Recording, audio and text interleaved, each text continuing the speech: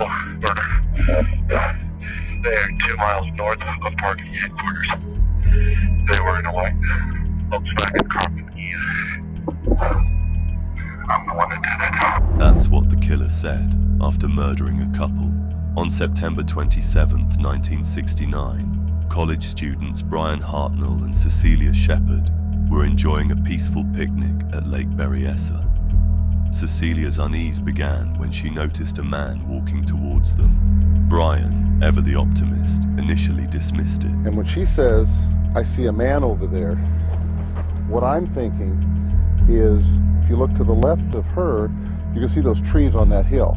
That would be another picnic area. So seeing someone on that hill, would be of interest, but not of any great urgency. But seeing someone as close as her would obviously be some cause for concern.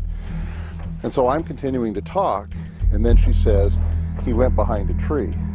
So he goes behind the tree where she is, and again, I'm thinking behind those trees over there. Minutes later, the man was within 20 feet of the couple, and he drew a gun. His appearance was chilling, a black executioner-style hood, adorned with the infamous zodiac symbol emblazoned on his chest.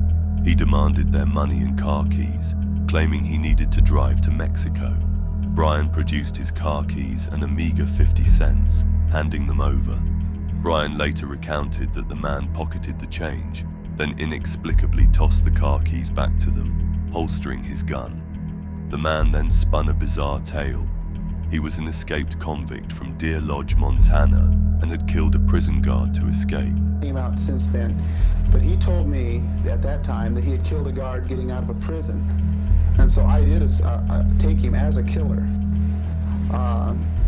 To me, a killer isn't a normal person, so I assumed at the time that something was wrong. But as far as a psychopath, he claimed he had already stolen a car, but it was too hot.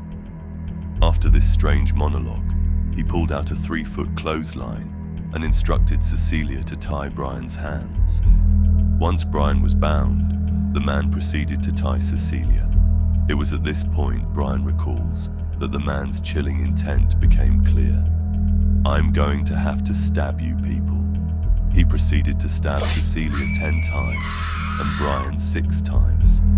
Believing he had completed his horrific task, the man left the scene, hiking 500 yards to the couple's car. There, with a black felt-tip pen, he scrawled a morbid message on the car door. Vallejo, 12/20/68, September 27, 69, 6:30 by knife. Miraculously, both Brian and Cecilia, despite their horrific injuries, remained conscious. They were discovered by a fisherman and his son, rushed to the hospital. At 7:40 p.m. on the same day, mirroring his previous call, the Zodiac contacted the Napa County Sheriff's Office to report his own crime. Cecilia tragically succumbed to her wounds, but Brian survived, providing invaluable testimony to the police and press. By now, police were beginning to identify chilling patterns in the Zodiac's attacks. He targeted young students, predominantly couples. Attacks consistently occurred on weekends, often near holidays. Murders typically took place at dusk or night. The killer consistently bragged about his crimes in letters or phone calls. Most murders occurred in well-known lovers' lanes. All attacks took place in or around cars. Every confirmed murder occurred near a body of water. These emerging patterns suggested potential motivations. Given the focus on couples, investigators hypothesized the Zodiac harbored a deep-seated frustration with relationships, or perhaps a specific hatred for women, especially since in the previous 2 attacks, the female victim bore the brunt of the violence, leading to their deaths, while the men survived. But with his next and final confirmed murder, the Zodiac would shatter his own established pattern.